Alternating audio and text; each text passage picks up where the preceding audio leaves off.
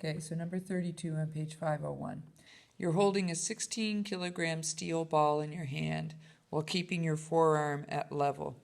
So out here will be the FG of the ball, attempting to cause your arm to rotate downward. Your forearm has a mass of 2. I guess I should write here that the mass of the ball was 16 kilograms. Now this is a wicked heavy ball. 16 kilograms is like 35 pounds. This is a pretty dangerous ball. The mass of your arm, it tells us, is 2.3 kilograms. And it shows us in the picture that it's not halfway in the middle because your arm isn't uniform. So it's off center here. This is the FG of your arm. And it tells us that the distance is 15 centimeters, 0.15 meters.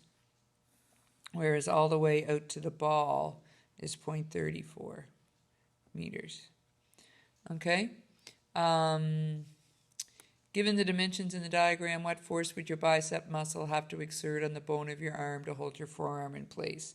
Right? So just holding your arm straight out all day without even a ball there, you're actually doing work with your muscle, or you're exercising your muscle, because it has to pull your arm back, right? Because even without the weight, your arm would want, in your hand, your arm would want to rotate down if it wasn't for your muscle holding it up when you were lying your arm straight out like this.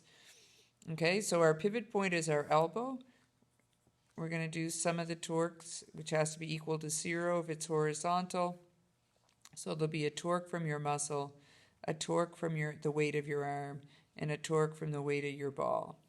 Okay, holding your writing utensil at the pivot point, your arm would cause, the force of your arm would cause the pen to rotate counterclockwise, which is positive.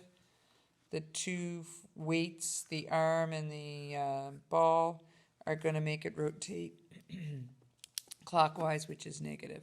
So counterclockwise, positive, negative, negative. So R of the muscle, F of the muscle, sine theta of the muscle, minus R of the arm, FG of the arm, sine theta of the arm, minus R of the ball, FG of the ball, sine theta of the ball, will equal 0. Now, hopefully you figured out, like, when it's the weight that's causing the force, they're FGs, but it's not the weight of your muscle, it's how much force your muscle can generate. So that one's not an FG. All of these angles, again, are 90 degrees. So all of the sine thetas will be 1. And we're solving for F of the muscle to take these two terms over, and they become positive. So A of the arm, M of the arm, G, plus A of the ball, M of the ball, G. And on this side, you want F of the muscle, so divide by R of the arm. Okay, so now fill in your numbers. R of the arm, they gave you, was 0.15 meters.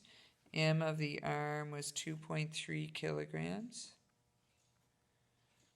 times 9.81 meters per second squared, plus R of the ball was 0.34 meters, times M of the ball was 16 kilograms. Gotta run out of page. Times 9.81 meters per second squared. And this gets divided by R of the muscle, which is 0.052 meters. Now I have a note beside my answer that says back of the book is wrong. It should work out to be 1,091.36 newtons. I don't have written down what the answer in the back of the book is, but it seems it's not that, so don't believe it. Okay, so there are your homework questions from yesterday's class. Now it's time to try a new example, but I'll do it in a separate video.